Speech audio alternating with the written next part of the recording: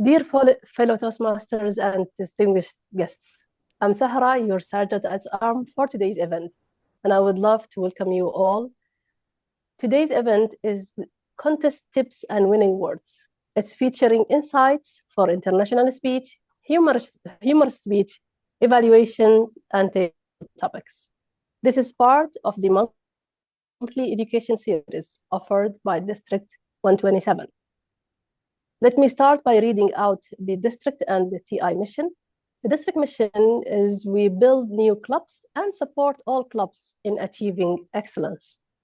Toastmasters International Mission, we empower individuals to become more effective communicators and leaders. Before we proceed, please turn off your cell phones or set them in silent mode. Mute your screens while training is going on. You can keep your videos on for safety purposes. Avoid joining the online meeting while driving. To the trainers, eye contact with the camera is equivalent to eye contact with the audience, and make sure to keep your device at eye level. To get the feel of audience, you may switch to gallery view. Pin the timer on your screen so that you can easily spot the timer.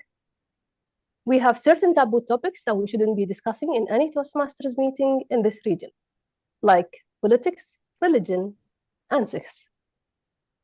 I'm sure everybody is at a familiar venue, whether it's home or anywhere else. So please make sure you know all the exits and your safety precautions. Audience, please feel free to use your own washrooms when in need. And don't forget to turn off your video when you have to leave the screen. Please make sure to rename as per the naming convention shared, if there is any. Any concerns regarding the vocal clarity or the online glitches, please feel free to approach me through the chat window or to the Zoom master. We have an exciting day ahead with amazing trainers, and I wish everybody the best. With that, let me introduce you to someone special. She's a passionate, distinguished Toastmasters with 8 years of dedication to the Toastmasters fraternity. She firmly believes that every day is an opportunity to learn. She is part of SCAF Toastmasters Club and Let's Advance Toastmasters Club. She's equally committed to education with over 17 years of experience, currently leading the Faculty of Commerce in GEMS Founders School, Dubai.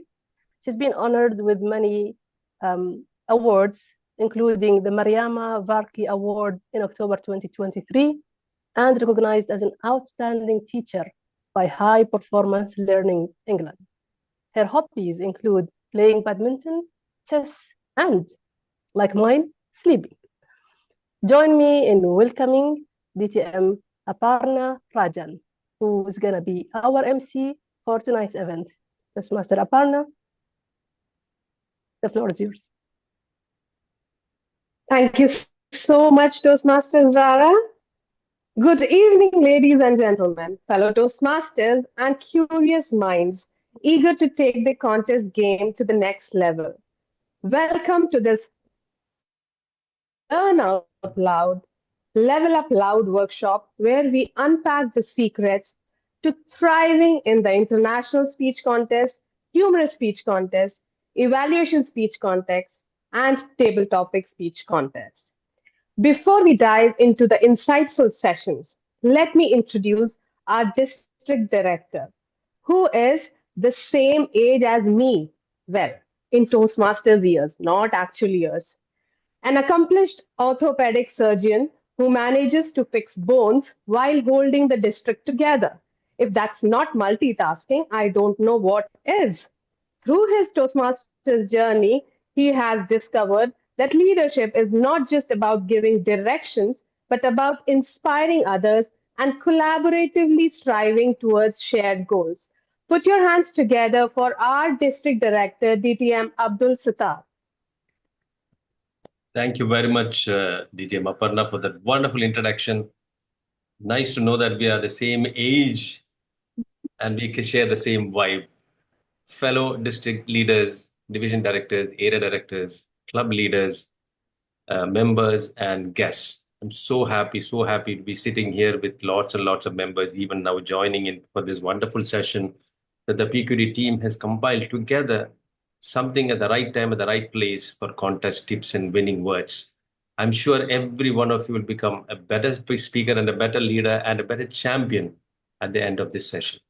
Wishing all the very best for this wonderful session. I'm sure everyone will learn from this a lot. Thank you very much, and over to you, MC. Thank you so much, DTM Abdul Satar. Next, we have a physician by profession and a Toastmaster by passion. With 15 years of experience in medicine and 7 years in Toastmasters, she currently serves as Program Quality Director. In her seriously professional life, she has learned that laughter truly is the best medicine, second only to antibiotics.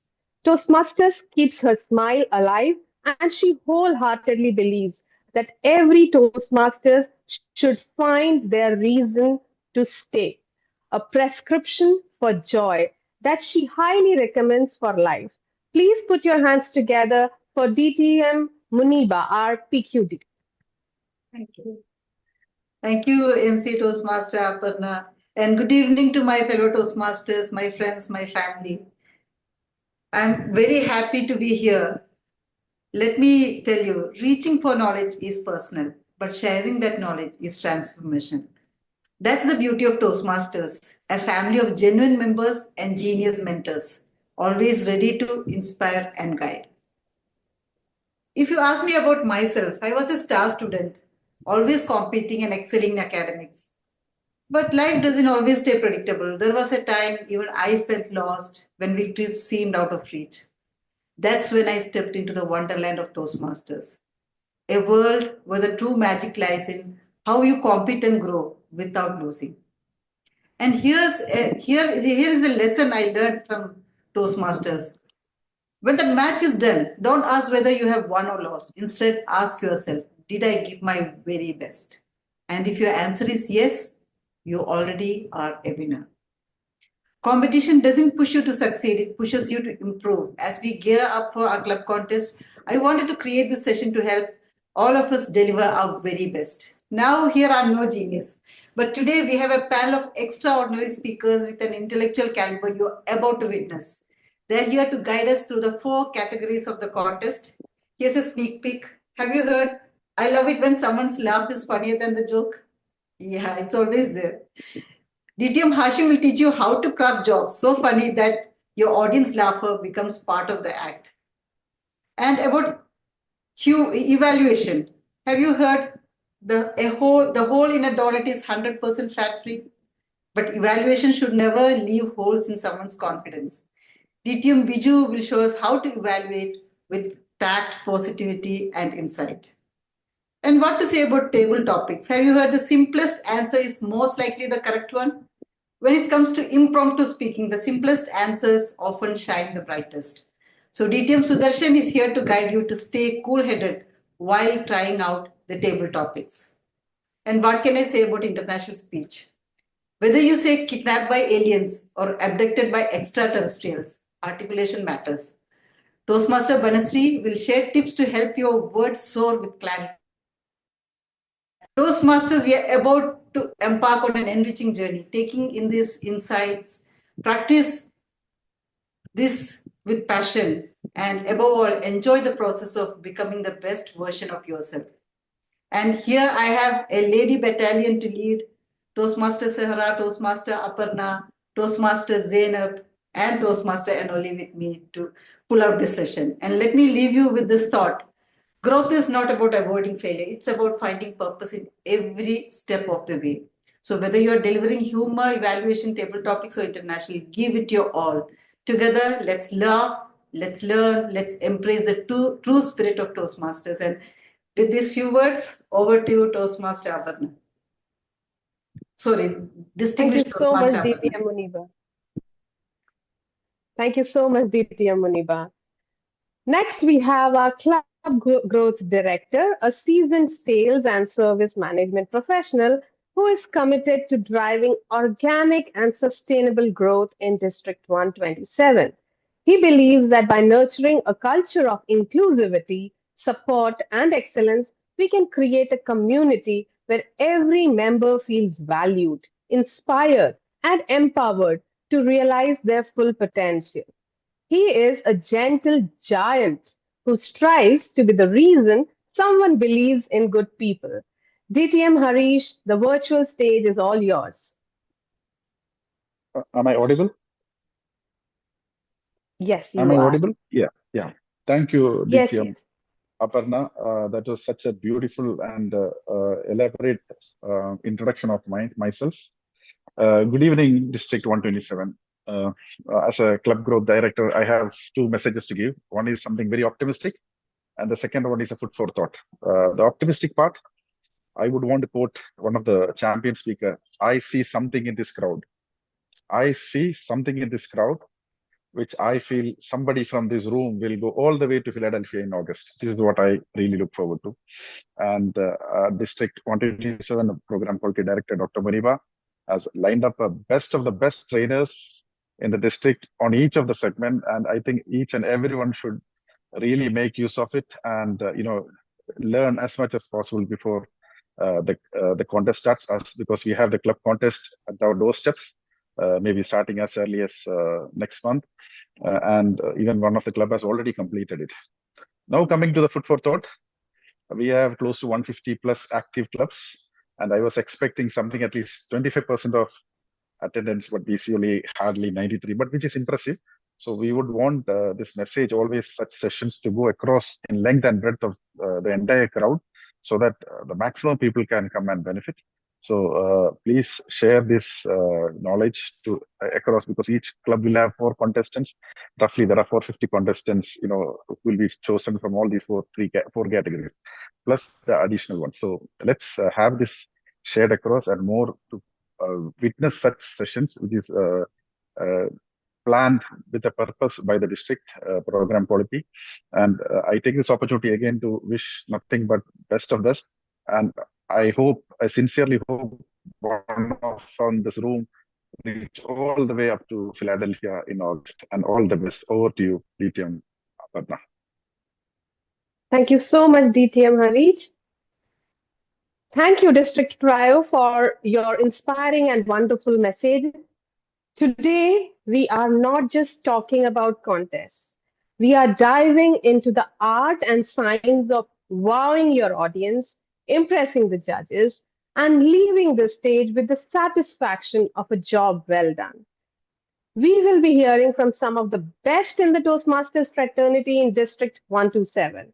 Whether you are here to master the pause, perfect your punchlines, fine tune your feedback, or improvise like a pro, you are in for a treat.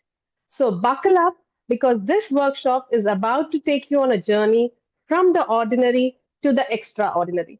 Once all the trainers have completed their sessions, we will have a question and answer session. So please make sure to have your questions prepared by then. First itself, we will tickle your funny bone, metaphorically, of course, as we explore what makes a humorous speech truly hilarious. Spoiler alert, it's not just about telling jokes. If laughter is a currency and the rest, with wit as his weapon, he is simply the best. Get ready to laugh, learn, and maybe question your life choices as we welcome DTM Hashim Haleem. By day, he has been an IT consultant in Dubai for 12 and a half years, solving problems most of us don't understand. And by night, he is a 3-time distinguished Toastmaster, 6-time district winner, and 2024 World Championship semi-finalist. Wow! With 10 years in Toastmasters, DTM Hashim has cracked more jokes than passwords and delivered more punchlines than code lines. When he is not on stage, you can find him rocking out to music, binge watching movies, or terrorizing taste buds with his experimental cooking. Today, he is here to conduct a session on humorous speech contest tips. So get ready to learn, to chuckle, to cheer. DTM Hashim's about to make humor crystal clear. Let's give him a hearty round of applause. TTM Hashim Haleem, the virtual stage is all yours. Thank you, MC, DTM, Aparna. Most of that is true, but not all of it. I don't terrorize any people with my cooking anymore. The ones who've tasted it have not lived to tell the tale. Some of them are still recovering from my last experiment, but I'm sure they'll do much better. There are some universal truths, ladies and gentlemen, that I'm going to share with you today during my humorous session. One, and the most important of all, which everyone in my family has learned, never ask me to cook. I am the Michelin 7-star chef of Dubai. The last time I tried my hand at a wonderful chocolate cake. You see, I've progressed from biryani, no more biryanis anymore. Chocolate cake. So many good things happened because of that experiment. One, I learned some physics. Cakes can explode. That's how the universe was formed, the Big Bang. I actually saw it live in my kitchen. Chocolate does not follow any particular pattern. It spreads to all over the kitchen so much that we actually had to hire professionals to clean our kitchen for us. So we got a clean kitchen as well in the deal. Good things do happen when you try something new. So friends, we're not here to talk about my cooking. Good things do happen when we try something new, and I want to encourage you all to take part in this year's humorous speech contest. What's the worst that could happen? People may not laugh. You will realize that some people don't have good taste in humor, but you keep at it, and that's what's really important. Remember, we joined Toastmasters not to win trophies. We joined Toastmasters to improve, to get better, and learn the skill of public speaking. And trying humor, putting yourself into that challenging zone, getting out of your comfort zone, that's the best test. And nothing gives you a platform where you can experiment as well as the humorous speech contest. Allow me to share my screen and we'll go directly into how to crack this year's humorous contest. If the, yep, allow multiple, prepare, please current share. Okay, fine. There you go, 1 sec. Just give me a second while I put it up. All right. Here we go. I hope you can all see my screen. You can see how creative I am with my humorous speech title slide. Ha ha ha is the best that I could come up with. I hope you can come up with better slides for your presentations. Moving forward. All right, so let's start with what a humorous speech is not. It's not a series of one-liner jokes. Give ChatGPT a bit of a rest when it comes to your humorous speech. Okay, it's not a random conversation. This is not an opportunity to blab out everything that you want to tell your boss or your wife. Both are the same actually, but you will realize that soon enough. Do not mock anyone, husband, wife, parent, person, community. We're not taking pot shots at anybody. WhatsApp Humor Academy. Everyone has WhatsApp. Let those jokes remain there. We'll come up with new ones for your speech. Embarrassing and cringeworthy, everything you say will be found on YouTube next week. Don't put up jokes that you would be embarrassed to listen to. Let's see what a humorous speech actually is. It's structured around a central theme. We learned that in project 2, got to have a central theme around which you have all your stories. Exaggerated events and stories you're free to exaggerate, present it in the form of anecdotes or incidents, which are all related to that central theme. You can have funny characters, bring back the characters that you had in your life, make them funny, make them exaggerated, show some mannerisms, sarcasm, self-criticism, make fun of yourself. You have a free license to do that. The only one who will complain is yourself. So don't worry about it. Make fun of what you do. Remember that a humorous speech is a speech. And what do we know about speeches? Opening, body, conclusion. The difference between the humorous speech and the international or any other speech, on the international speech, at least on the judge's ballot, is that you have marks for audience response. So you need to make the audience laugh. That's the bottom line, right? It's got to be funny. That's why it's called a humorous speech. All right. I'm going to skip through the basics. The fundamental of a joke is how you say it. It all comes down to that. That's why some people sound funny, whereas others struggle a bit, right? If you feel like you're one of those who struggles a bit, maybe it's not in your content, maybe it's just in the way you say it. So we're just going to refresh the fundamentals here. A joke, as you know, is a sentence which has, or a couple of sentences which has two parts. The first is the setup. So we have our dear friend, the minion here, who's telling you, my boss told me to have a good day, right? So my boss told me to have a good day. He's he's ready to rock. So he's going to do a lot of work today. He's going to achieve his targets. He's going to complete his work. He's going to be the first to do things. Yeah, my boss told me to have a good day. That's the setup. You're giving enough information for the audience to understand what the joke is going to be. The next is the punchline. That's the hero of this joke.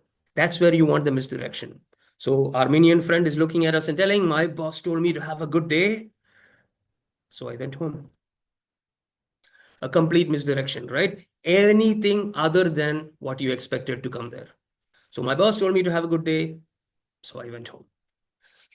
The setup has to be short. You don't want to have one whole paragraph of explanation and then a joke at the end of it, right? Because the punchline is the hero. You want to get to the hero as soon as possible. You see three little dots there after the good day? Can anyone shout out what those three dots stand for? You can unmute yourself and just shout it out. And so on and so on. Huh? It's just Punchline. No, the three dots, Pause. right after and the so on and so on. Pause So and so on. It is Pause. absolutely right. It is the pause. You need the pause there because the pause does two things. One, it creates the curiosity for what's coming. With your setup, you're taking the audience in one direction. The pause there creates a curiosity that they're moving forward, ready to go, ready to go.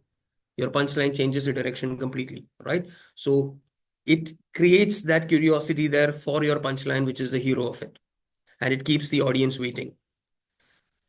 Once you hit your punchline, and hopefully it is successful, the audience is laughing. If you go on to your next line, what happens? They're going to stop. So we need to have a pause after our punchline as well. Let them laugh. That's why you're giving the humorous speech in the first place, right?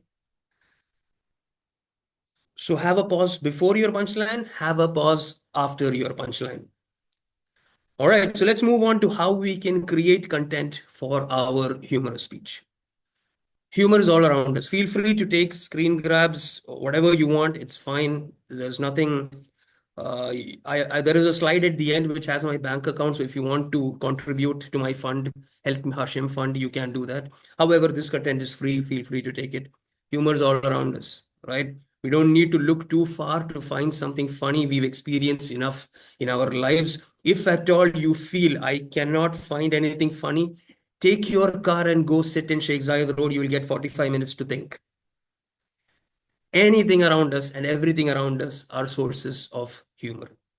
A good thing to do is to keep a note open on your phone whenever you hear something funny or you think something is funny or you experience something funny, take it down. It could be useful and fit into. So have a collection of jokes and keep growing that book as and when you can. You don't need to have a real book, obviously. You can just have a note open on your phone, just type it out whenever you hear it, or if it's an audio clip, record it and keep it. Right? Stories and situations in your life, we've all experienced challenges, difficulties, situations. Those seemed really difficult when it happened, but right now you can look back at it and laugh. These are the stories in your life that you can actually speak about. Things go wrong in situations, things go wrong, right? I told you earlier about my beautiful experiment of baking a chocolate cake. This came after graduating from various other cooking experiments, which have resulted in medical insurance bills increasing, stomach upsets, family upsets, wife upsets, many such upsets. But in situations, things go wrong, right? I mean, pick anything. A vacation, for example. At the beginning of this meeting, we had a lot of people talk about their trips and their vacations that they had. Things go wrong in vacations. Picture this, you planned a holiday in Thailand, yeah? Anything can go wrong. You could, forget your passport at home or fall asleep in the airport or, the hotel is overbooked or your spouse decided to come with you. Things go wrong. Yeah, stuff happens. even though however well you've planned it. So look back at your life, see the situations in your life, and come up with, situations that people can relate to and present that in a light manner. This is where you can find content for your speech. Funny characters. We've had loads and loads of funny characters in our life, right? We exaggerate and make them funnier than they actually were.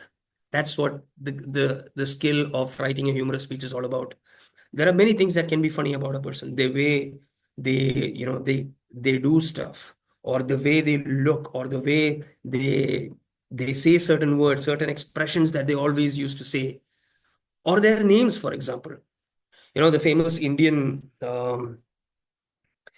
Swami was there, called Swami Dindigul Muttappa. I used that many times. One of my favorite names. I had a friend called Tinku Tankappan. Sounds nice. Back where I come from in Kerala, in my village, there was a famous scientist called Dr. Subramaniam Sundareshan. We used to call him Dr. Susu for short. Now, I don't know if that's a funny word, but every community seems to laugh at that word, right? But Dr. Susu was actually a very brilliant scientist. They say he was a contemporary of Newton. He actually discovered gravity before Newton, or around the same time as Newton.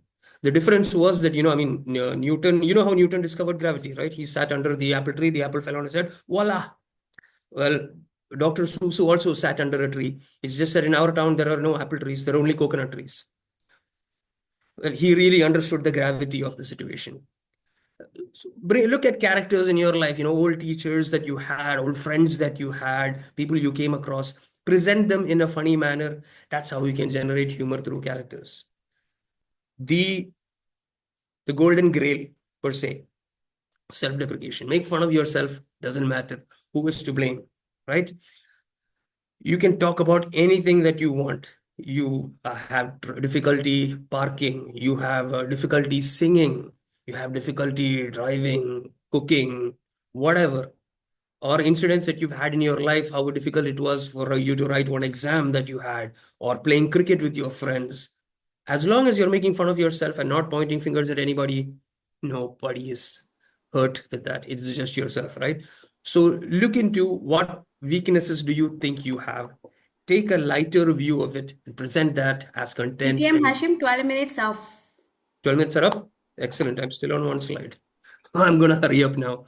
Relationships, lots of material there, whether it is your spouse, your children, your parents, your uncles, aunts, teachers, bosses, lots of material there. Children, excellent, great source of humor. I have two here. My goodness, they're a handful. All right, but what techniques can we use? Misdirection, like we said. The ending has to be different from what is expected. So anything other than the expected way, that is a source of humor. Rule of three is something that you can easily apply. If it was an international speech, you would say something like, I came, I saw, I conquered. The rule of the humorous is that the first two remain that way. The third one is a misdirection. So I came, I saw, I ran for my life. I came, I saw, I'm never coming back again. Yeah. Exaggeration, make something to be so huge. I was so hungry, I could eat an elephant. Of course you couldn't. Some people are saying, yeah, I can actually do that. But no, that's not the truth. I was so hungry, I could eat an elephant.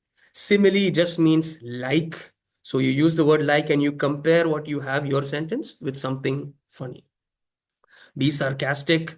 It's all part of making normal sentences sound funny, right? So let's move on. A humorous speech, it's all about the way you present it. So your body language, your energy. Look at Mr. Bean over here. He's made us laugh for decades, hardly uttering a word, right? We've never heard him speak, but he's able to make us laugh just with his gestures, the way he acts it out, his expressions. Look at those eyes. Amazing, aren't they?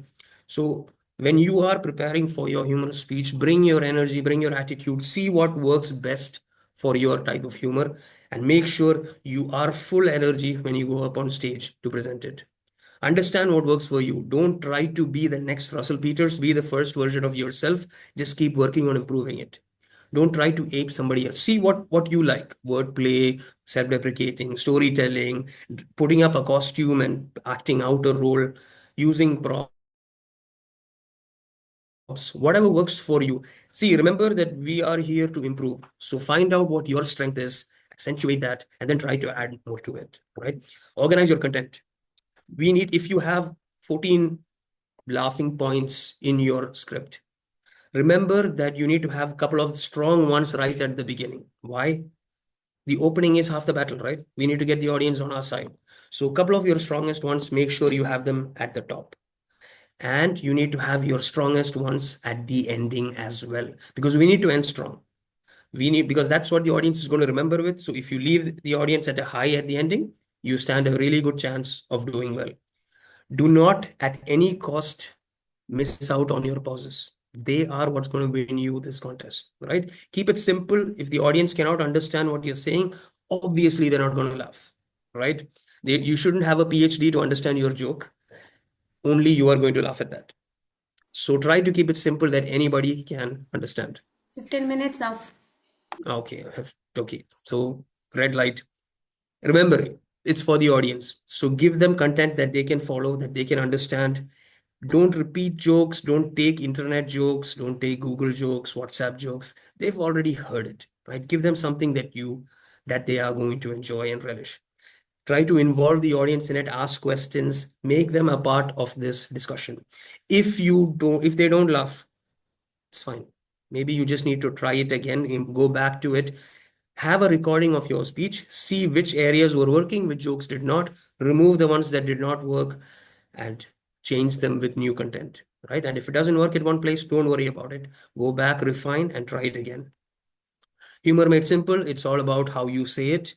It's about understanding your audience. It's about the material. We talked about content and we talked about technique. Organizing your content, big jokes at the beginning, really strong jokes at the end. Keep it flowing continuously. Understand what works for you.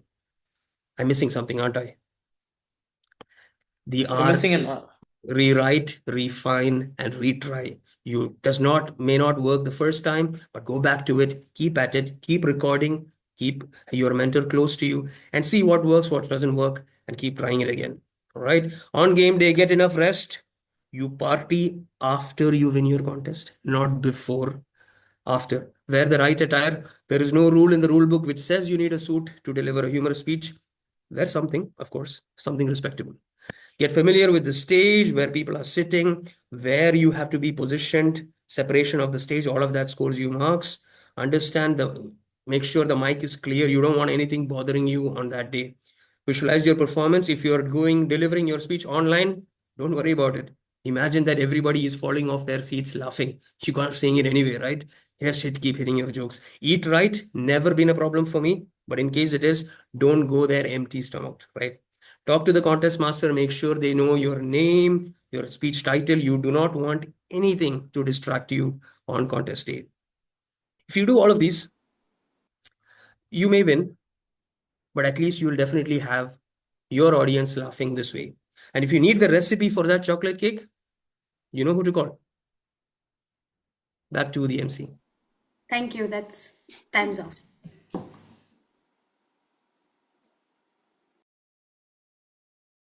That was a game changer, wasn't it?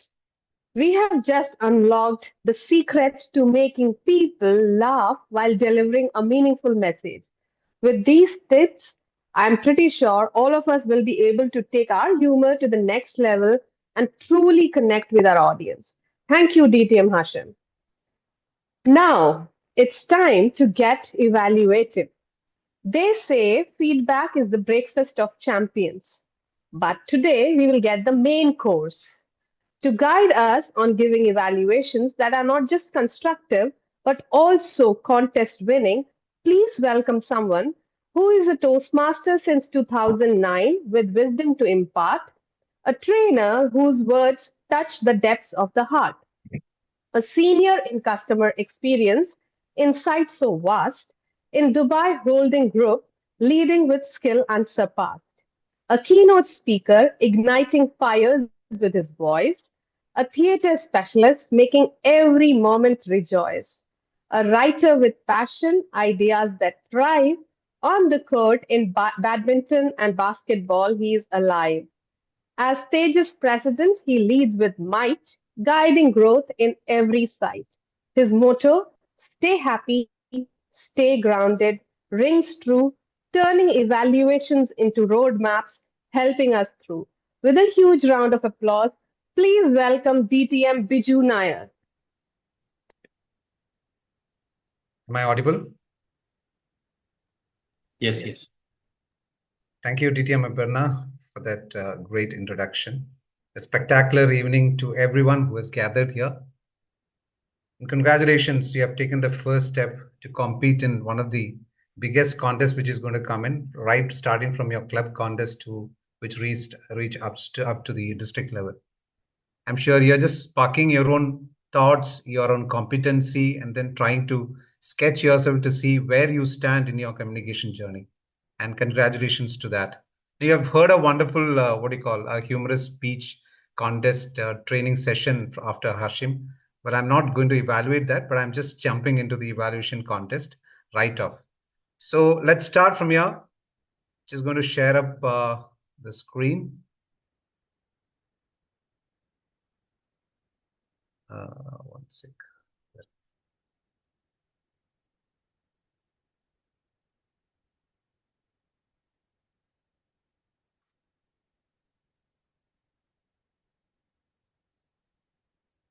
I'm sure you're seeing the screen. Yes. Yeah. Okay, so one difference between the normal evaluation you do in a club, where we say that evaluate to motivate, but in a contest you are here, everyone is here to evaluate to win. So with that in the mind, let's just put across what are the tips and tricks to become a good evaluator to win the contest. So let me be very clear. This session is going to be only on a contest base. So naturally, the tips and tricks are going to be only on the contest briefing sites, on the contest base sites. The first and foremost important thing are three things which I would say in an evaluation speech contest. First, every contestant should know the rules of an evaluation contest. The second, you should know what are the judges' ballot. And the third, you should evaluate to win. What makes a difference is in a club, you will have one speaker and you will be evaluating a particular speaker. Whereas in a contest, you will have one speaker which will be evaluated by multiple speakers. So the rules, the basic rule is you need to set yourself apart from the others so that you make your best win trial. You're not saying that we are going to win, but then you're putting across your best of your efforts to make a difference, to make an impact. So the first thing is you need to know the rules of the evaluation contest. The basic thing is you have a trial speaker who will be doing a speech for around 5 to 7 minutes. And you'll be getting 3 minutes for the evaluation, three minutes at a buffer of around 30 seconds to have the contest being participated. And everyone would be evaluating the same speaker. So that is a basic line of the evaluation contest. And to know about the judges' ballot, the basic things on the judges' ballot would be the analytical quality, which goes into 40% of marking, recommendations, which comes as strong point, which comes as with 30, the techniques which you use as an evaluator comes as a 15, and the summarization comes with 15. Why should a contestant know about this judges' ballot is because the impact you're going to make is basically for the judges. And it has to be very clear. The impact you're going to make is to make a winning or a better contestant is going to be the impact you're going to make to the judges and the audience. So the judges' ballot, how they mark the scores has to be clearly understood by you. So that is why the judges' sheet is very, very important for each one of you. Now, I'm just putting across a summary of a speech here. Just look at the screen. This is a speech would have been done by someone. Just keep it in your mind also. In my story,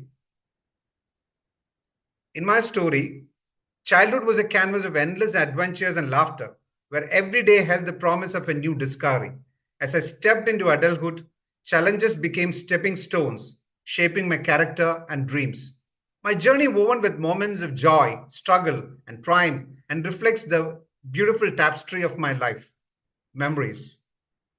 I have a habit of forgetting things in my life.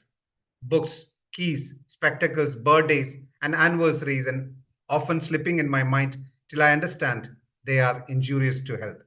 Suppose this is a speech done by the test speaker. This is a summary of a speech done by test speaker. Keep this in mind when we go forward. How do we evaluate the speech? Let's take the advanced evaluation techniques here. You need to set yourself apart if you want to make a win or if you want to make an impact. The first and foremost thing is identify your unique ways to stand apart. What are your unique ways? Is it the words? Is it your voice? Is it your postures? Is it your body language? Is it the way you connect to the audience? What is the best thing of yours? So just mark that and highlight and then try working on it. Captures judges' attention. Demonstrate your ability to think critically and creatively. This is something very, very important. And standing out is just not what you say, but as DTM Hashim said, it is about how you say it, your unique perspective, and what are the evaluation style, which is going to have a lasting impact. This is very important when you think about an evaluation technique in a contest point of view. I would say the two basic things which you need to harp on an evaluation is E square, which I would elaborate it as one is the emotional connect. How do you relate the particular speech to you as a person? How did it impact you? Should be the first and foremost statement which you should focus on. Relatable personal stories, it can be anecdotes that experience into your evaluation can create a very, very strong emotional connect. This is very important when you do a evaluation speech. The second is entertainment, importance of humor. How do you bring in humor to this particular evaluation speech? You have just 3 minutes, so you need to club everything and then bring the best out of it. So how do you prepare? You need to understand the time, feel the time. You need to know that there is only 3 minutes and a buffer of 30 seconds. So how do you position yourself for the evaluation speech? Know your positives and harp on it and go with an open mind. And during the speech, keen observation, keep your eyes and ears open. And of course, you need to take notes. These are the 3 things which you need to do during your speech. And never, ever get distracted because you are in a contest. After the speech, try to connect, which means the test speaker has given the speech. So the first thing you need to do is try to connect the speech to your personal stories of relatability. Craft a very engaging introduction, which can really hook, which can have a personal connection to it. I'll give some examples to it. Engage introduction that connects the audience to the speaker's speech, and try for a memorable conclusion, which has got a very beautiful impact, and that makes an entire thing go in your way. And utilize humor and gestures and effectively and put across an enhanced evaluation. Normally, I also tell everyone that the evaluation has got 4 quadrants in your evaluation. What is the first quadrant? The first quadrant is when you prepare the evaluation speech. The first quadrant is the summary snapshot of the speech which has been delivered. What are the title of the speech? What was the speech on? Relate it to your life in a single line and create. What is the second quadrant? Highlight of the speech. What you liked it and why. This has to be explained very clearly. So it can be majorly on 3 or 4 points. Maximum, I would suggest this 3 points, the good points, and that should come in the second quadrant. And what is the third quadrant? Your recommendations. When you put across your recommendations, you need to put across how. How factor is very, very important. And the fourth quadrant, summarize. Summary statement. You excelled in 1, 2, 3 points, and you put across a recommendation and close with a very impactful closing, which can really take the winnings in your hand. Now, how do you create a hook? Make an impactful start. It can be starting with a humor or connecting with your personal life. Now, when you go back to your example, somebody was talking about memories and which you couldn't really relate. How can you have a impactful start? Maybe you're going there and then standing as an evaluation speaker. Then you can start like this. Today, I find myself in a delightful position of evaluating X name speech about memories. It is funny how our own memories sometimes play hide and seek to us, just like the car keys. They seem to vanish mysteriously, only to pop up the most unexpected places, like the freezer or the laundry baskets. So this can be one starter line which can really hook. Other starter lines can be, your speech on memories was so vivid and heartfelt. I felt like I was there, raiding the cookie jar of nostalgia. So you can frame some lines which can really, really relate the speech, a single liner which can relate the speech to you. How did it impact? It can have a mix of humor, it can have a mix of emotions which really connect your personal life. And that makes the first start. Then you can have the 5C. And why do you say 5Cs? When you say what areas on which you excelled on. If you look at a speech, it will really come across into the 5 metrics of the Cs. One is the content, the second is a connect, the third one is a clarity, and the fourth one is a comfort level, and the fifth one is call for action. Any speech will have this 5 Cs coming up in the speech. So you can just mark and say that you excelled on content and say why, because you have selected a topic which can really connect to the audience. The content was enriched with words, similes, metaphors. So you can explain why you liked in the content. In the connect part, you can say you brought in a personal story which really connected the audience. There was not even a distance between the audience and you. It was a very well put across. This is something which you can explain on connect. On clarity, clarity comes with conviction, which means you have prepared well. Your body postures, your voice, everything was sounding so good. So you can harp on clarity. So any best 3 points of this can be selected, and you can put across why you love this point, why you like this why do you like this points in your speech, and say why very clearly. And when it comes to recommendation, suggestions that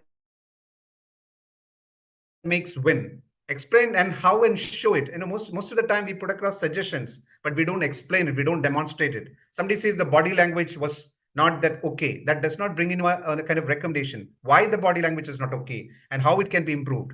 And you should be the sole example. When you say that, you should make movements when you are doing the speech, and the evaluator by himself is standing in one position and was not moving, does not bring across as an example. So you need to be the role model, explaining all 3 evaluations, how a positioning can be well done in a main speech, and explain. 12 minutes are over. Yeah. And you need to be the role model accordingly. Inspiring conclusions, summarize, do not add anything, reaffirm the points, and close it with an exciting, inspiring, and final words should be so impactful. Some of the tips of conclusion we can put across. In conclusion, your speech about memories was truly touching and heartfelt. Your vivid descriptions allowed us to relive these moments with you, making stories so incredibly engaging. And improved focus on the maintaining eye contacts and refining your transitions can make an everlasting impression on audience. Well done. And I look forward to hearing you more for you in the future. And all the best for the next one. So this makes a real huge impact as a conclusion is concerned. You need to practice with time. The opening and positives should exactly fall in around 1 minute and 1.15 minutes. And recommendations within 2.45 minutes, and closing 3.15. You should not never ever take a risk with your time. Sometimes you might be doing an extremely good evaluation, but you might get overshoot with a few seconds, which can really, really hurt you as well as the results. Tips for effective delivery? Absolutely. The confidence, trust your judgment and preparation you have done. Never ever think that everybody is going to copy you. You will be having something unique in your observation. Trust, that is the confidence you need to put across on the stage. Handling the speaking area, use purposeful moments to engage. Ensure that you have an extremely high contact. You should look into everyone's eyes and then start speaking. Smile, put across faces with smiles. Your body expressions has to be in line with what you talk. Impactful conclusions, concise, confident, and memorable.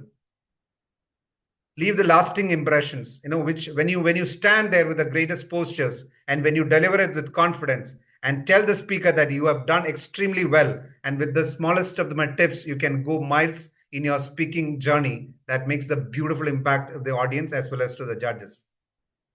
Nonverbal communication, as I said, body language, your facial expressions, your tones and voice plays a key role in making a win in the contest. And of course, a gracious exit. Sincere smile, shake hands with the contest chair. that can make a beautiful impact before you leave the audience. So summarizing, evaluate to create a positive vibe. Do remember the role of an evaluator and the steps of evaluation. You are there more to give positive points, and your recommendation has to be detailed in the way it can be really useful for the speaker. And it has to be more clear to the judges and the audience. 15 minutes are Evaluation, over. yeah. Evaluation is also like a speech, and prepare it with an opening, body, and conclusion. So let me tell you, evaluation speech can be tried, practiced everywhere. You can just pull out a YouTube video of any of the speakers, try writing down your evaluation speeches and try practicing it. You will be able to do the best in your evaluation speech contest. I used to do evaluation practices every time, many times with my wife's cooking until she became a Toastmaster. And then I stopped it because the moment I start giving the positive points, she would always say that, cut the corners and come to the point, Biju, because she was also a Toastmaster. So thank you so much. Over to the MC. And all the best for everyone. I can already imagine how much these tips will shape our approach to evaluation in the contest. What a remarkable session filled with such valuable takeaways. Thank you, DTM Biju. Now, we have the wild card of all contests, the table topics contest. This is where your wit, charm, and ability to think on your feet are put to the ultimate test. To help us conquer those 2 minutes of impromptu madness, we have a storyteller trapped inside a Toastmaster with words that flow and never falter. His mantra in life: dive in head first, a fearless approach quenching the thirst. When you are stumped, don't worry, don't fret. He'll guide you through with no regret. A trainer of table topics, bold and true, helping each table topic speaker find their breakthrough. Over to you, table topics wizard DTM Sudarshan Seshadri. Thank you very much. To follow that kind of eulogistic opening is a task tad too difficult.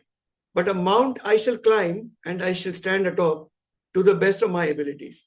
Fellow Toastmasters and guests, good evening, and it is with great pleasure that I join you all today to talk about that one segment of speaking which all of us do with a great deal of aplomb, but a lot of us fear when the words table and topic are added to the aforementioned speaking activity. And that is where in table topics within Toastmasters, there is space for everyone, and everyone benefits when you try and take a chance at delivering a table topic speech. As you would see, I am not using a presentation because I thought about it long and hard, and I decided that table topics calls for you to think on your feet, and therefore the time supposedly to prepare is limited to non-existent.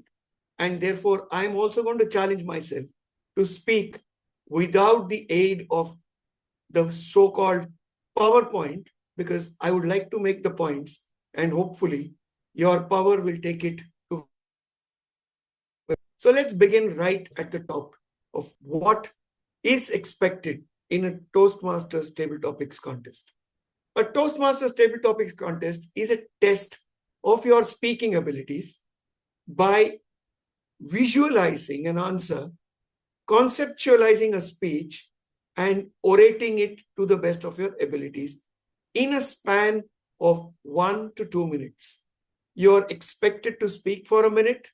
You're expected to conclude your speech within 2 minutes. That is the time frame. And in this 2 minutes, you can aspire to convince, communicate, clarify, and above all, get that coveted trophy for yourself. How do you do that is what we will look at over the next 8 to 10 minutes. What is the essential ingredient to start with to do well in a table topics contest? in my opinion, it is that one attribute which the previous speaker alluded to with a lot of detail, which is the power to listen. I don't know how many of you attended the DTAC that happened last year. The topic provided to all table topics contestants in the last DTAC was a unique topic. I don't know how many of you remember it. I'm paraphrasing it. It went something like, the nature of water does not change irrespective of the container it's poured into. Now, this was a canvas that was provided to a variety of speakers. Each of them came and painted the canvas in their own inimitable style, using their own imagination to give weight to what they wanted to say. Now, this kind of a topic can accost you in any contest, right from your club all the way to DTAC. And how do you deal with it? First and foremost, every topic usually has between 4 to 7 words. Now, each word there is important because there is no hard and fast rule which says that you need to take the entire topic and speak about the topic itself. There are keywords in the topic. If we take the topic from the last DTAC, the nature of water is such that it imbibes the spirit of the container or whatever it may be. There are multiple words in this speech: nature, water, container. These are all words that you can fixate on and develop your speech. Therefore, to listen to the table topics master is the first and foremost that you need to do. And when you come up on stage, there are ways and means to ensure that you are there in the moment to listen to the table topics master. First tip that I would say before anyone walks up on stage is to stay away from everyone. You're already in the holding room, which means the opportunity to speak is limited to your fellow contestants. And I would strongly advise those 30 seconds to a minute before your contestant number is called out, try and not speak to anyone. Most importantly, try and do not speak to yourself. That period should be spent in taking some deep breaths, closing your eyes, composing yourself so that your faculties of listening are full and at the alert that they should be. Second, if possible, keep some water with you. Just before you ascend the stage, take a couple of sips of water. Ensure that you're well hydrated. Ensure that you are well oxygenated, because these two things will make a big difference to the way you listen to the topic. Now, once you've listened to the topic master will repeat the topic twice. So you have enough and more opportunity to start ruminating over what the topic is. That is the time that you center yourself on the stage. Wait for the topics master to recede from the frame till that person is gone and sat wherever they have designated to be sat. That's when you will actually commence. And you still have about 30 to 35 seconds. Remember, your time starts only when you make an audible or a physical gesture, which means this period between when the topic was announced and when you first utter a word, you have time to construct. What do you do at this point in time? Normally, for any individual, when you've heard the topic, the first thing that happens is there are multiple strands of thoughts that start running in our mind. And if you look at the judges' sheet, the biggest chunk of marks, 55%, is for your content. Within that, it is divided into two parts. Speech development, which means how do you open, what is the content of your body, and how do you close? How coherent and how seamless are you when you are speaking is also looked at by the judges. And the next part is, does your speech have any meaning? Does it make sense? Does it convey your thoughts on the subject given to you in that brief span of time. So for doing all of this, you need to trust. Who will you trust and what will you trust? You need to trust your gut, because when you are given a topic and you start thinking about it, you will get a first thought. Invariably, that's the best thought. Do not try to outguess yourself. Do not try to concoct something which is not coming to mind. You might have heard an extremely accomplished speaker speak about the same topic elsewhere, and you might not get the words, you might not get the gist. Does not matter. Table topics is for you to demonstrate to the world what is your thinking on that particular topic. Try and go with the first thought that comes to your mind. That will help you move forward in a direction that your mind is already thinking of. And how do you think about the first line or the opening line? If you cannot come up with something meaningful, repeat the topic. That's a tactic that a lot of table topic speakers use. So for example, if the topic given is time and tide, wait for no one, do you agree? If that is the topic given, you can repeat and say, the topic given is time and tide, wait for no one. I, for one, do not agree with that topic or do agree with that topic. This has bought you enough time. The moment you have stated what is your position on the topic, it gives you a line of travel. And that enables you to then further start giving specifics on the topic. Remember that your speech is looked at for its opening, its body, its conclusion. You may not have the most powerful opening, but your body can make up for it. And how do you make it up? In the body, try and provide a personal example. There is not enough time for you to relate a story. Remember that you cannot get into it happened with me, in the past something had happened, etc. You have to get to the crux of the matter and jump straight into what your story is all about. For example, if you're still dealing with the same topic of time and tide, wait for no one, talk about the impact that time has had on your life, or talk about if there has been an incident which you recall where you missed a flight, you missed a train, you missed an interview, missed an appointment. You can talk about any of that by getting straight into the heart of where you were and where you wanted to be and how time played a crucial role in that journey. That will enable you to demonstrate to the judges and the audience that you have not just understood the topic, you have related the topic to you, and now you're telling us how that topic relates to you. And then comes the next facet of your speech, which is the conclusion. I have been known to say this, and I will repeat it ad nauseum. Your conclusion is like that incense stick that you burn at homes. An incense stick typically burns for less than 10 to 15 minutes, but the fragrance can last for the entire 24 hours if your incense is placed at the right place. Exactly the same way, your conclusion is what fetches you the maximum number of marks. Well, remember that the poor judge is sitting there and listening to 7 to 10 speakers. Usually, by the time the third speaker comes, the judge is full up. And what remains in their memory is your conclusion.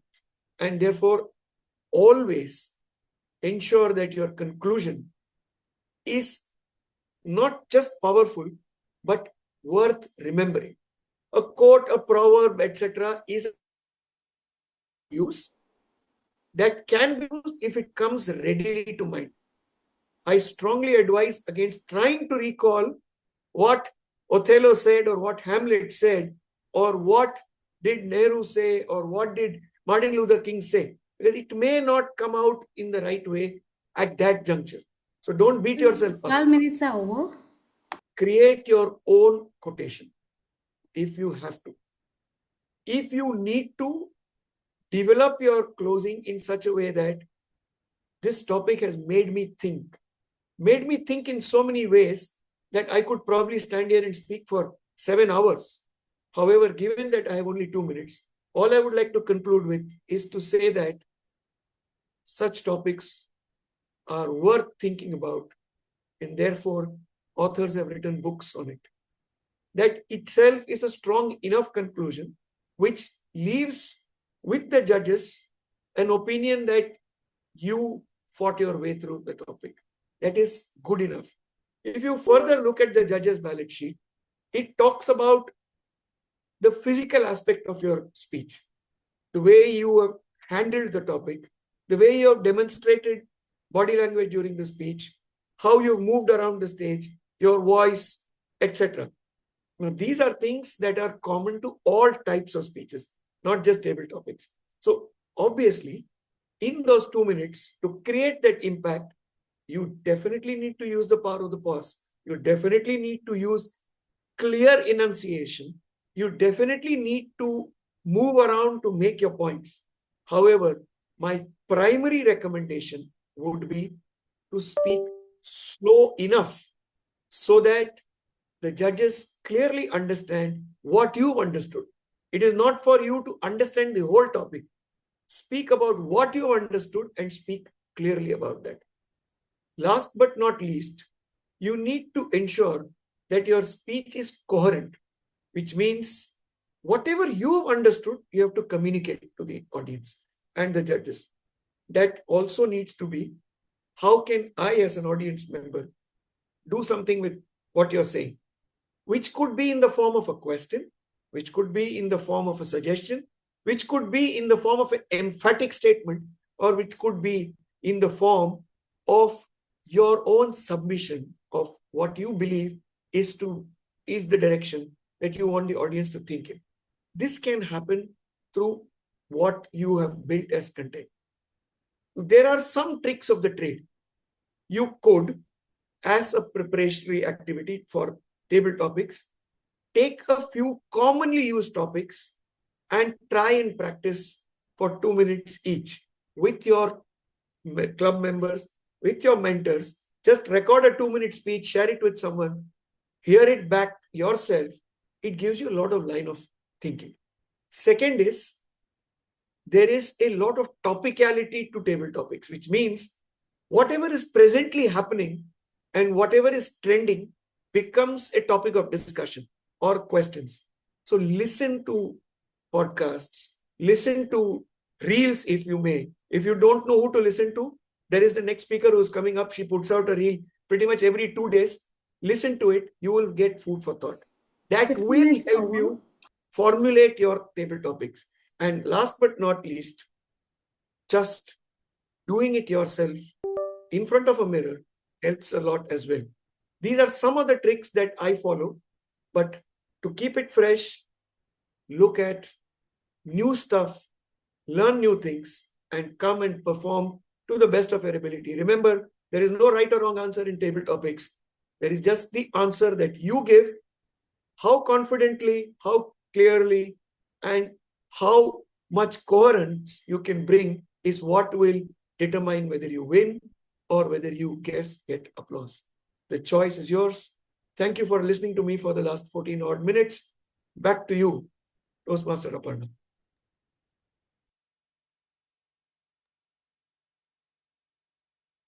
Tips will definitely make all the difference when we step up to speak as table topic speakers. Thank you, DTM Sudarshan. Last but not the least, we are here with the heavyweight championship of Toastmasters contest, the International Speech Contest. If your words could move mountains, but your audience is still unmoved, this session will show you how to bridge that gap. In order to bridge that gap, we have someone in Toastmasters for 3.5 years. She has soared to great heights facing no fears. Twice at the DTAC finals, she made her mark. Last year, second runner up, igniting a spark. A trainee pilot with dreams that fly. At Fujairah Aviation, she reaches the sky. With music in her heart and sports on her mind, She binge watches for days, leaving stress behind. As an international speech contest trainer, she leads the way, sharing her tips and wisdom to help others sway. Please welcome our trainer, Toastmaster Banasri Brandon. Thank you so much, Aparna, for such a poetic introduction of such non-poetic person. So am I audible? Yes, Am I yes, visible? yes, yes. Yes. Are you audible? Are you visible? If not, please switch on your videos and say cheers to all of us.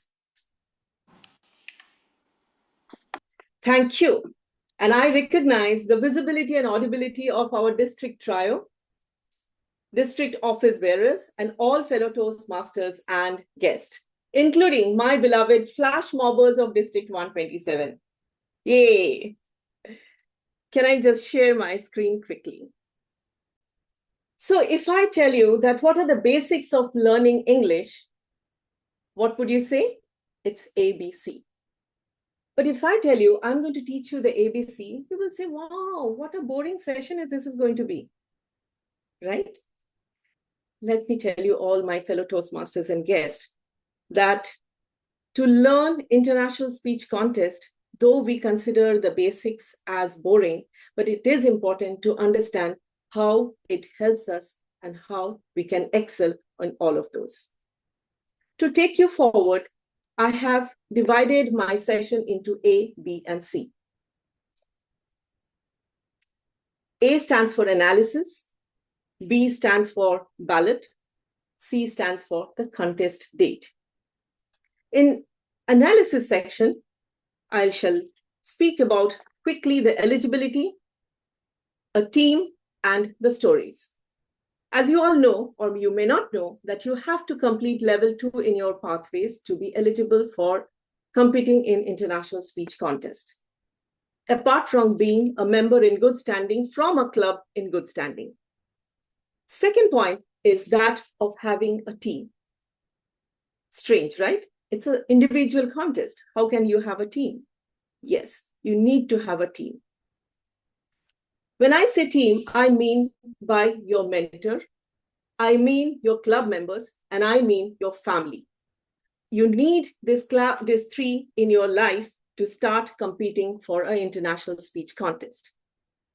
First and foremost, you are prepared. How do you know what is required in a speech? What needs to be deleted from a speech? There you go to your mentor. A mentor who is trustworthy, who is experienced, would help you creating that structure to your script and help you to tell you that if this is as per the requirement for a speech contest or not. Your family members, your club members will tell you if they can understand your message, if they're getting confused or not. So these are the important part of a team. And I shall come back to this team again and again when I speak to you about the preparation of the contest. The second is, the third part of analysis is, what are the stories that you can take? For my understanding and ease of understanding, I have categorized them as 5 F's of stories. What are those? These are the 5 types of stories that you can take and work to create your script. Your failures, your frustrations, your fear, your first marriage, breakup, and flaws. When you have all these things, look for the stories in your life and try to see if you can make a script out of it. The B of my speech, today's speech, is the ballot. Looks very boring. Everyone has gone through it. But let me share with you, this is what is going to make you a winner, or you will leave the stage without the certificate. Are we then speaking only for the judges? Let me come back to this point at the end. If you look at the ballot sheet, the first part is the content, which is carrying 50 marks. 50 marks, which clearly states that it is the 1/2 of your marks of 100. How is this content divided? It is spoken about speech development, effectiveness, and speech value. Now, when I talk about speech development, how are we writing our script? How are we developing the speech is what they're looking at. That means, what are the contents of the speech? The first content of a speech is to have characters. Second, to have dialogues. Third, to have a conflict or a crisis. Fourth, to have a solution to solve that crisis. And fifth, to have a transformation to show, why should I listen to you? If you have not changed, why should I listen to your speech? What will I learn from your speech? So it is very clear to show now, then, now, and how. Clear? Then, now, and how are the basics of your speech. Now, when you have all of this, is that all that you have? No. You need to have a message. When you are writing your script, you write everything and ask yourself, what is it that my audience will learn from my speech? What is the basic of the story? That is you cut it down to less than 10 words and make sure that is very clear and crisp and not confusing. Do not keep any words or phrases that might lead to a couple of other messages from your story. Delete those phrases, delete those words, make it as chiseled as the figure of Katrina Kaif. Once that is done, you will work on the introduction. Nowadays, people don't call it introduction, they call it hook. 7 seconds hook. If you can hook your audience in the first 7 seconds of your speech, most likely you are going to go out with the trophy. So work on that. However, as Craig Valentine said, tease your audience before you tell them. Tease that side of the brain where people get emotionally connected to you. That anecdote, that story, that phrase, that quotes that you can use to make your introduction stand out. When your introduction is done, then work on the conclusion. They say that judges, after listening to a number of contestants, might forget what you said at the introduction, may not understand what you are speaking in your body, but the moment the green light is on, they wake up. They understand, they look around what is coming to an end, because that's the time they're going to mark you on the ballot. So be clear about conclusion. It should have a call to action. It should have a beautiful message reiterated, which already you have spoken in your introduction, body, and conclusion. Against have a foundational phrase. This is what is going on these days, that you might want to look for a very rhythmic, rhyming phrase, like I see something in you, but I don't know what it is. And there are so many such phrases which are there in our mind. So look, use ChatGPT, use any GPT, but try to see if you can create a nice foundational phrase. And last but not the least, try to see if you can leave with a unique gesture, unique way of connecting with your audience, unique words or sound or a song or something that the judges will remember and say, did you see what she or he said? Try to work on your speech on that way. Coming next to the effectiveness. Effectiveness says clear purpose, achievement of purpose, and relevance. When we speak about relevance, it should be very universal. The moment you're out from your club level, the level of speech goes to the wider spectrum of audience. This message, the topic should be extremely universal, not technical, which the judges or audience may not understand. So clear purpose and achievement of purpose. Is your speech developing so that it is meeting the purpose? Work on that. Speech value. Why should I listen to you? Am I not going to listen and read through all these things from Google? Is it something new? Work on your speech to give that value so that people go back while driving back. They remember, my God, what did he say? Yes, today I will go back and change my way of life. That is your speech value. Next part on the ballot sheet is the physical. How is your appearance? Are you okay with the culture of the area? Are you speaking? Are you dressed up the way your speech should? Suppose it's a speech on gym. Are you wearing some gym attire? So it's absolutely fine to wear something which makes the speech look more valuable. The next point is original thought. That was in the speech value. Now, we have seen that the thousands of videos, YouTube videos are going on. You please do not go and try to see that Nobody has seen 10 years down the line. It's 10 years back. No, considering Toastmasters a 100-year organization, 10-year-old speakers are still there. So please do not go for any speech ideas from outside your body, your life, your family's plethora of speech ideas you will get. Use those. Use those to create your speech. Coming to the speaking area, plan the speaking area as per the pivotal elements of your speech. If you need to use one part of it, remember to use it, because I made a mistake when I did. I forgot there is a right side of my story, but I did not even go to the right side. I stuck around to the chair. So these are the mistakes I made. Completely structure and with a dash and arrow, create your speaking area and use it in your club. Coming to the voice, manner, and appropriateness, I will touch on this quickly. Voice, they say flexibility and volume. Try to see your voice is clearly audible to the last row, to the first row as well. First row people should not feel you're too loud. There lies the volume, quality, and how you control your volume. Please work on it. Judges are also going to mark you on that. Are you flexible? Are you flexible? If not, make yourself sound that way. Coming to manner, is you're exuding too much confidence or underconfident? Assurance, enthusiasm should always be there in your speech. From the first till the last line, you should exude that enthusiasm and never leave the stage with something which the judges cannot feel good about. We are all human beings. Even if the emotional trampoline is there in you're making audience go through the trampoline jumping effect, make sure you're ending with a beautiful note. In the judges' ballot, one point is not given, that is humor.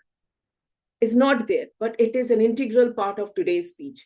Try to see if you can use some anecdotes or phrases and add humor liberally, so people are going back with a beautiful smile with your message. Coming to the end of this, the correctness, grammar, pronunciation, and word selections. Let me tell you, you don't have to be exceptionally well-versed, a person with English with lots of vocabulary to be able to speak your message out.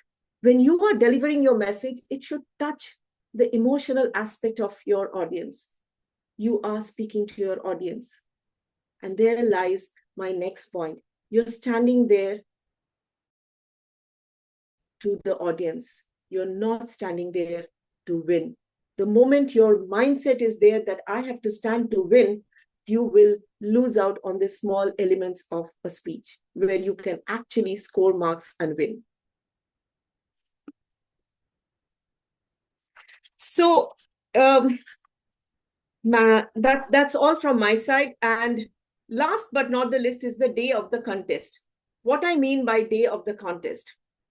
On the day of the contest, keep yourself hydrated, meditate properly, concentrate on your topic and on yourself, and please do not go out speaking around to people where there is a chance that on the stage you might forget your lines. That is all from my side. And as I said, analysis about team, stories, ballot, which consist of the content, delivery, and the language, and the contest day is all in my bucket list. So what are you going to do at the end? Are you going to conquer the stage with all these small tips that I have shared? Let me know in your comments. Over to you, Toastmaster of the Day, and to Aparna.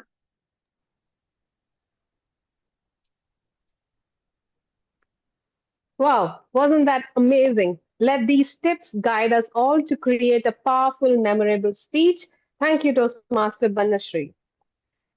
As we move forward, our moderator will now take over the question and answer session. An HR professional, skilled and bright, she joined Toastmasters in 2020, igniting her light. With a spark in her eye and a heart full of cheer, she leads with passion, bringing people near. From club, area, and division level role, her leadership shines, making others whole. A moderator with flair, so full of zest, ensuring each moment is at its best. Let's give her a warm welcome, Toastmaster Zaynab, the immediate past president of Dreams Toastmasters Club. Over to you, Toastmasters Zaynab. Thank you very much, distinguished Toastmaster Aparna. What a beautiful way to, so poetic, the way that you introduced me. I thank you for that. A very good evening, dear Toastmasters. I'm thrilled to be your moderator for today's session. As someone passionate about fostering meaningful conversation and creating engaging experience, I'm here to ensure our discussions flow seamlessly and everyone's voice is heard. Let's get started and make this an inspiring and memorable experience for everyone. So if you have any questions, please raise your hands so that I can call you. We have all our speakers, all our trainers on the seat. Distinguished Toastmaster Biju, Toastmaster Banasri, Distinguished Toastmaster Hashim, and Distinguished Toastmaster Sudarshan. Any questions? I'm not sure if there's any questions in the chat. Let me check. Okay, if you have any questions, please also put in the chat so that I can read it out. And I have a question, TM Zaynab. Yes, go ahead, Toastmaster Anaouli. Yeah, my question is to DTM Biju.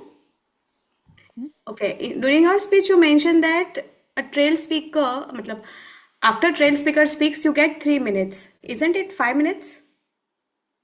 I said the evaluation is for 3 minutes. Okay. Preparation time is 5 minutes. Fine. Thank you. Thank you. Anybody else? So we have 20 minutes and this is your chance to ask all these golden questions from our experts. Yes, who's this?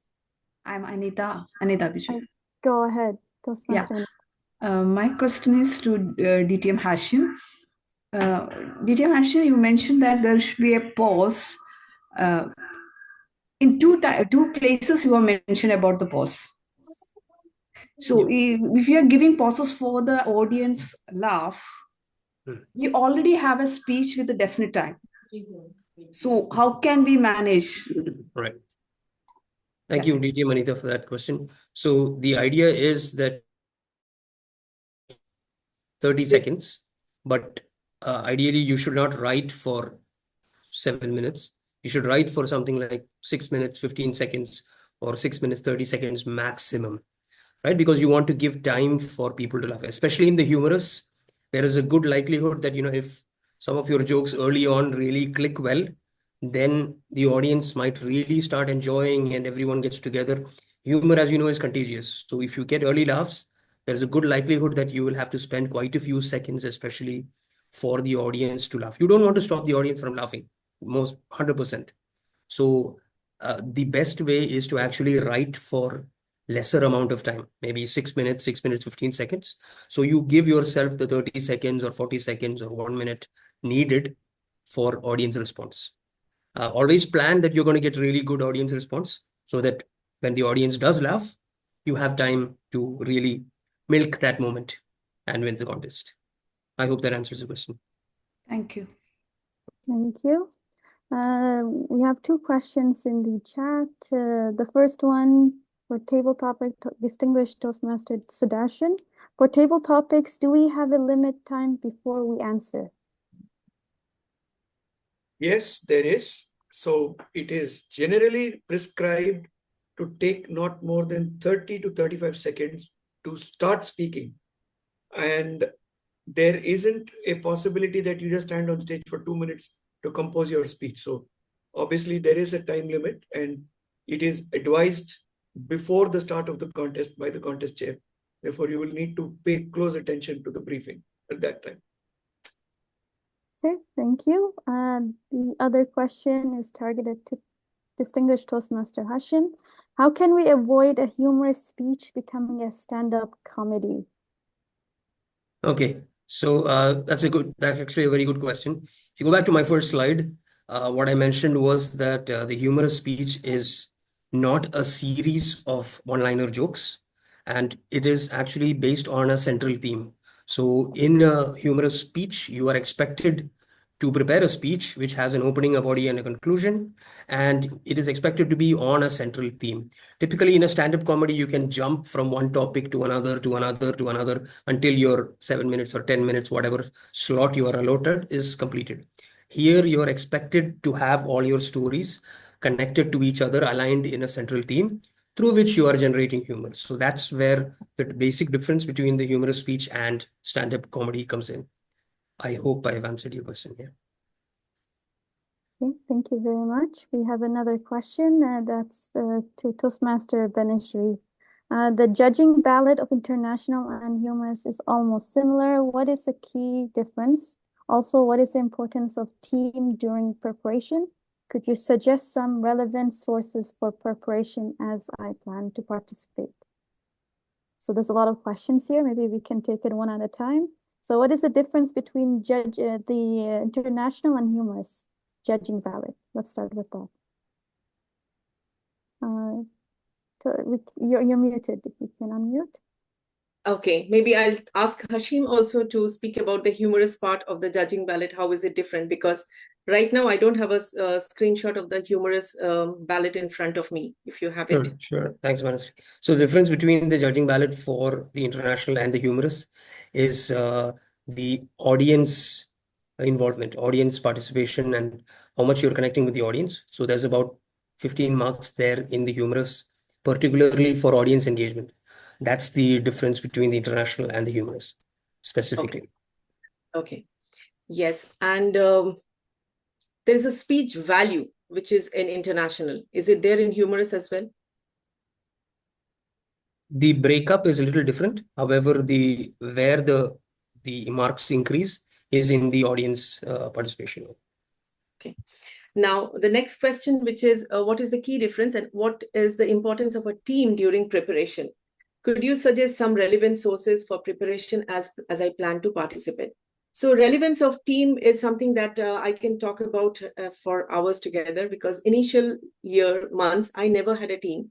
But when I started taking part, and there are some amazing people right now in front of me, Toastmaster DTM Sudarshan has been a part of my team. He's always guided me where to stop, where not to take certain topics. And also your team is basically a North Star who will tell you where to go and how to reach that team, how to reach that message, how to create this topic.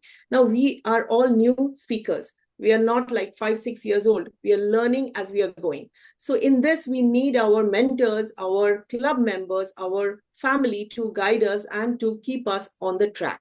And this is something I have seen in many clubs, that they work as a team for the international speech. So if you can build a team with your mentor, like today, if I ask you who is Sachin Tendulkar's coach, would you know?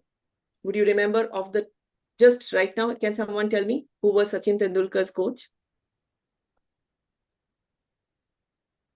But everyone remembers Sachin Tendulkar.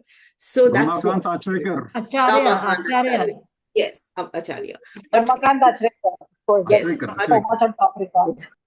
Absolutely. Thank you so much. So this is how people remember the champion, because the coaches and the members have worked on the champion. So you need to create a team of your own who can trust and who would be available during your journey. I hope this answers your question. And could you suggest some relevant sources for preparation as I plan to participate? Relevant sources for preparation in the sense, if I want to speak about this, I would only go, I have a story vault I maintain, and many of the world champions have always spoken. Day to day, keep an Excel file, write down your stories that's happening and what is the theme that is coming out of it. I think we have plethora of stories in our life to create stories and speeches out of it.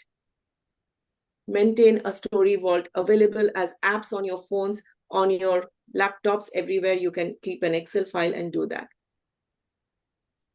Over to you, Zaynab. Yes. Thank you, Toastmaster Banasri. Okay, we're going to take a pause from the chat. I see distinguished Toastmaster Harish. You have raised your hand. Go ahead. Yeah. I have questions for Banasri as well as to DTM Biju. I'll start with Banasri. Banasri, you didn't touch upon the use of props. There is a lot of misconception related to this, whether should we, shouldn't we, whether it adds value or what. Can you highlight something on that? Props should be proper. Properly use a prop which will enhance your speech, enhance the message of your speech, your presentability. And if you remember, I did touch base on one part that makes something very unique, which will stay back in the minds of the listeners, the audience, and the judges. Use that concept and keep a prop in your hand. Prop should accentuate your speech, not like creating some kind of barrier between the judges and the speaker.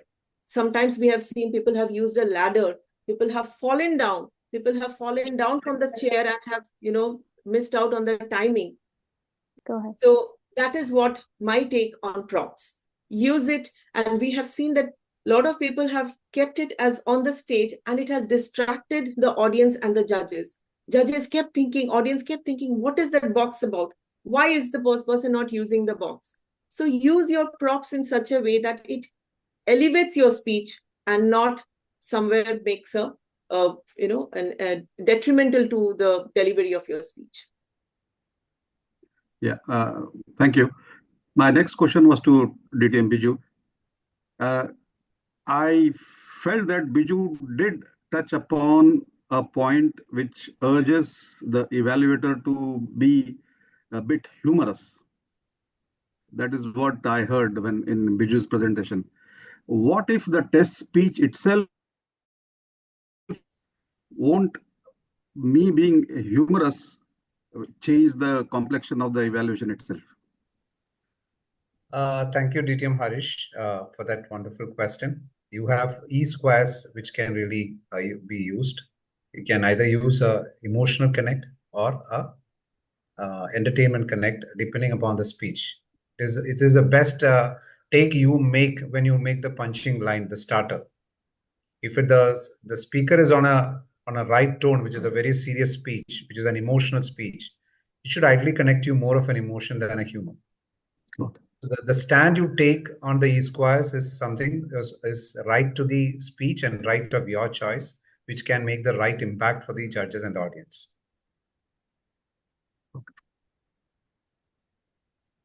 Okay, thank you very much. We have Toastmaster Alvin. Are you there? You have a question? Yes. Go ahead. Yes. My question is for DTM Hashim. I'm not sure if you have tested this upon in your presentation. What is the frequency of laughter you have to bring in? How frequent it should be? Every 10 seconds, every 15 seconds? What is the frequency? Sure. So typically the speech is for 7 minutes and you want the laughter to be continuous. So my suggestion to you would be that at a minimum, you would need 2 laughs per minute. So we're looking at something like 14 jokes, right? So pick your subject and try to keep the laughter as continuous as possible. I tell in my section where I talk about the length of your joke that the setup should not be very long, should be as minimum as possible. So you want to keep the laughs continuous. The added advantage is that in case one of those jokes does not work, at least you still don't have a big gap before you get the next laugh or the possibility of the next laugh. So try and keep the laughs continuous. Aim for at least 14 laughing moments in your script. I hope that answers the question. Perfect. Thank you, DTM Hashim. Thanks. Thank you. I see Toastmaster Priya. You have raised your hand. Yeah, I'm trying to understand. I did participate last year in the contest, but if we could just get an overview of how it happens. I have recalled that when the evaluation contest, for example, when it starts, there is one speech that is given, and then all of the evaluators are kept in a separate room, and then we come one by one and give our evaluations. So I just needed to refresh that for every contest, whether it's evaluation, whether it is humorous, whether it is with the contests and so on. So somebody please help me there. What was the question? So if I understood the question right, you're asking about the mechanics of how each contest is conducted.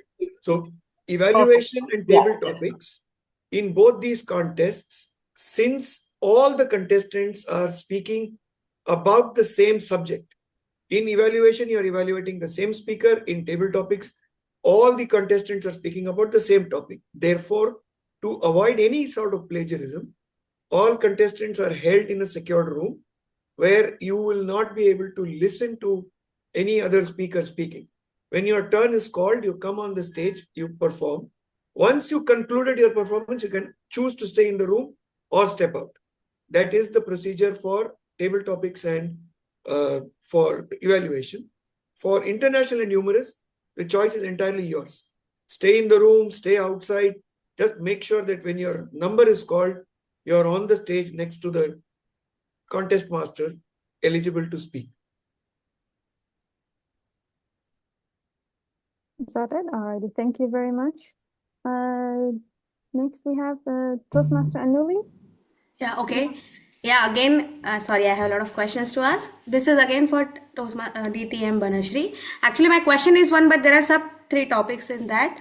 The first is what should be ideally the timings of the speech? First. Second, the word limits. And third, how to select appropriate title. Wonderful. Thank you so much. I'm yet to become a DTM, so it's still a Toastmaster Banasri. So coming to the title. See, how you select your title is very crucial in any speech. A title should have an element of suspense in it. Do not come up with titles as 10 ways to conquer your fear, your goals, or reach your goals. In that kind of title, you're giving away the entire content of your speech. So select a title that creates a bit of suspense. However, it should be relatable to your speech. Do not go somewhere extraterrestrial words and then bring it to your speech, which is nowhere related to, aliens and all. So it should be relatable, but do not give away the entire content and the story of your speech. Saying that, the next question is the timing. Okay, now when we speak about timing, we have seen a number of times. I got disqualified also, so I cannot forget that incident. I thought I speak pretty slow. I'm not a fast speaker. And I kept myself with 650 words, thinking I will be able to finish within 7 minutes. However, on the stage, the anxiety level, the fear factor, everything were more closer to me than my words. And I reached 7 minutes, 31 seconds. So from that time onward, I have started keeping myself 6 minutes, 50 seconds. Even if I cannot, it would be just red light and I have to stop. So in terms of word selection, Indian speakers, they generally say we speak around 110 words per minute. On the stage, nobody is a perfect superhero. On the stage, keep yourself 90 words per minute max. Plus minus here and there, up to your level of confidence, how you prepare yourself, you can take that risk. But 550 words to 600, maximum 650 words is max if you are really a fast speaker. But then judges cannot grasp every speech starting from the moment you start. It is not like a local train you have to grab. If people take time to understand what you're speaking, and considering there are 7-8 speakers before us, or maybe 2 or 3, you have to give that benefit of doubt to understand your speech. Keep it at 600 to 650. Hashim, you can tell me how much do you generally aim at? Number of words? You're spot on. I aim for 650 words is probably a good point. Yes. But you can record yourself and see how much time you take. Aim to speak for 6.5 minutes so that during contest time you don't have any challenge. Yeah, I do try to speak and see myself. It is always on time, but on the contest day, it becomes very different. So I don't like to give any additional, saying that, yeah, 650 is fine. Okay. What was the last question? I'm sorry, I forgot. Anaouli, you had a question, one more. Yes. The last question was, about word limits.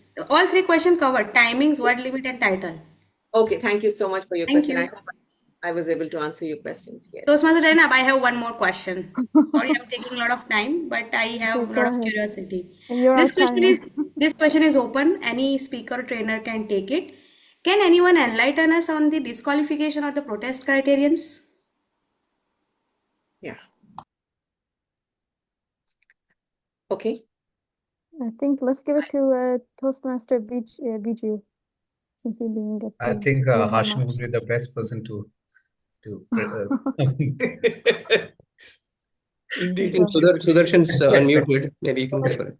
Yeah, okay, sure. Yeah, So Sudarshan. I don't know what the question specifically is about protests, Yeah, but protests can be on account of any form of plagiarism that the speakers perceive. First and foremost, protests can be lodged only by the judges or the speakers. Nobody else can lodge a protest. Whatever the audience feels is their opinion, they can keep it to themselves. It does not matter. Now, when it comes to protests, the grounds for protests are clearly laid down in the rule book. So each type of protest is mentioned. So you can protest on originality. You can protest on any form of plagiarism that you perceive. Other than this, there is no other reason for a speaker to raise any protest. I don't know, Hashim, if you agree with me or not. Yep. Yeah, Banasri. You can also protest in case you see that speaker has some kind of disqualification criteria in the previous, maybe eligibility. Yeah, I mean, any the club is eligibility, not but that is withstanding. typically checked by the chief judge before the prior contestant is to. allowed to contest. Yeah. So these are the reasons where protests can be raised. Protests need to be raised either to the contest chair or to the chief judge by the contestant after the time for the contest is concluded, but before the judges have announced any results. So which means immediately after the contest is over, if you feel there is a reason to protest, go ahead and speak either to the contest chair or that they have recorded your protest. There are times when the judges will deliberate and return saying the protest is not accepted. And that is the prerogative of can or cannot accept the protest. If they accept, they will evaluate it on its merits and take actions appropriately. I think there is one more, one more kind of protest that happens is when you are referring to a quote or an anecdote or something in your speech, that should be less than 20% of the content of your speech, right, Hashim? 25 or 20%. And you have to give due credit to the content originality. Yes, the original. 25% has to be, can be quoted, and you have to cite the reference as well. Cite the references as well. So protest that can be also done when you're quoting a previous speaker. I think that has been very clearly mentioned. You should not quote a previous speaker, then continue a speech based on it. Yes. Sorry. Any other speaker in the same contest, you cannot reference them. And also, if you are planning to participate this year, I would recommend you read the rule book, because your disqualification criteria, the eligibility criteria have changed. There are some changes this year. So I would recommend you go through the rule book prior to putting in your name. Every year the rule book changes, and I think there are a few questions that are coming on the chat regarding the time allocated before a speaker can start speaking in table topics. I said 30 seconds. That includes every bit of the time that is after the stage has been handed over to you. So the moment the contest chair says, this is speaker number 2, topic, speaker number 2, your time is started. 30 seconds is flirting with danger.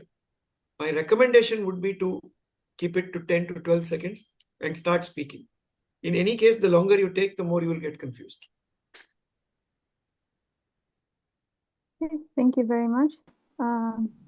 We are at the closer to the timing of Q&A sessions, 20 minutes over. Oh, it's done? There's one more question. I think we'll just have it answered. So this is to distinguished Toastmaster Hashim and Toastmaster Banasri. How different are the conclusions for a humorous speech and international speech. We need a call to action in all cases. Hashim, you can take it first. So in a humorous speech, you do not require a call to action. It is always advised that it is a speech and it is good to have something of value to the audience. If you see the humorous speech ballot, also there is a section called speech value. So it's good to have that. It is not mandatory. And the difference is that the focus of your speech need not be that value, right? It could just be a statement you put at the end to sort of conclude or wrap up your speech. So that's not the focus. Whereas in the international, the value that you provide is of a big importance, right? The message, the call to action, these are of higher importance than various other sections. So this is the core difference when you look at the conclusion or the message in terms of a humorous speech and an international speech. If I quickly have to add to that, see, in an international speech, you are delivering a story, a message to influence, to inspire your audience. So you need to tell them what to do. That is your call to action. How did you become a different person? What is the transformation? The transformation has happened. So what did you do? So that is, in a way, very sweetly you tell them, this is what I have done. So what are you doing about it? It is not like do this or something like that. Call to action is a request, it's on the plate that you please think about it and change your life. Okay, thank you very much. And the very, very last question we have from Toastmaster Najim, who has just joined Toastmasters. And he's saying he attended his new Q club and attended only 10 meetings so far. So can he participate in the contest? Anybody can take this? He can participate in evaluation, table topics, and humorous speech contest. Okay, But so he will three not be contests. eligible for participating in the international speech contest because he has to clear the pathways requirements for the international speech contest. Okay, great.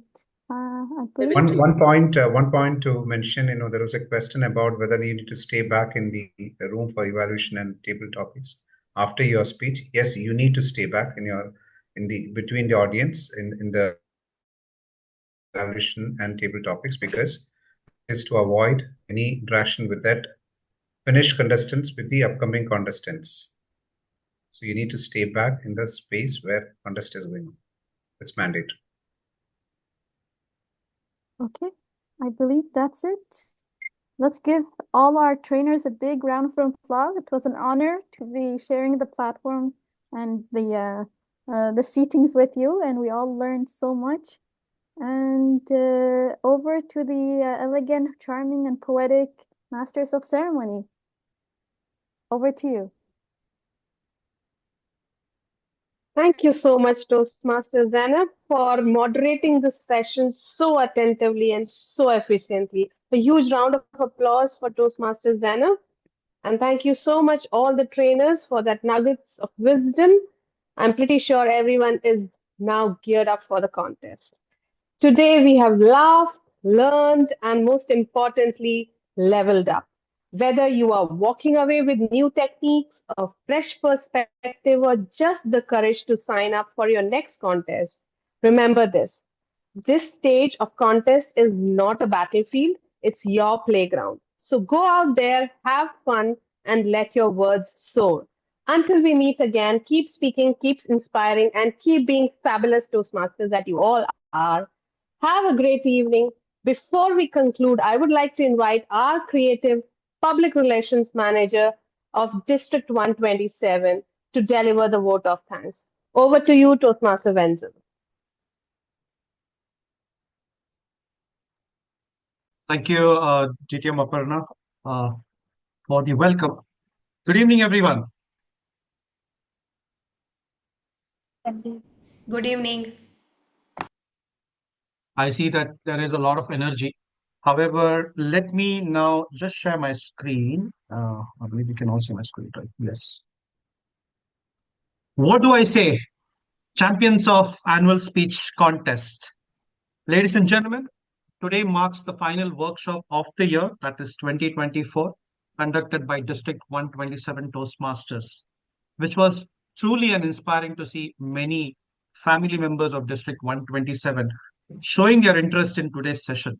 Now let me take this opportunity to extend my heartfelt gratitude to all the role players, the experts who made this workshop so special. Now, first and foremost, a big thank you to Toastmaster Sahra Ismail for setting the ground rules of the meeting. Your energetic start set the perfect tone for the day. DTM Aparna, your poetic flair and captivating words truly enchanted us. You're the queen of rhythm, perfectly recognizing the contribution of each role player in their Toastmasters journey. A special thank you to DTM Haleem for sharing your delectable chocolate cake recipe. The audience loved your humorous expertise, which surely helped many of them prepare for their humor contest. Thank you, DTM Biju Nair, for sharing those invaluable tips and tricks on how to evaluate a champion's speech, especially the 4Qs. And I'm very confident that these insights will prove to be incredibly useful for those aspiring and excelling in evaluation. Thank you, DTM Sudarshan Seshadri, for sharing those powerful tips and demonstrating how to execute a table topic effectively on stage. Indeed, one of my favorite sessions that I always look forward in every meeting and even in the contest.